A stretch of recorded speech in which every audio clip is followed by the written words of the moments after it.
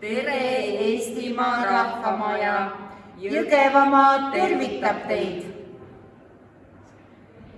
Täna on siis imeline päev. Jõgevamaa on ei ole natukene päris kurb, sest viirus tuli meile 2 omavalitsusse külla, kuid Põltsamaa kultuurikeskus on täna meie rahvamajade lipulaev.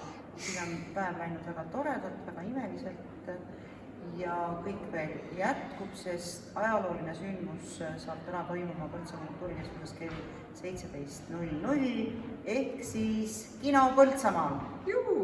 Tervitame kõiki teisi Eestimaa rahvamaju. Ja Jõgevamaa rahvamaja elab edasi homme, ülehomme ja igavesti.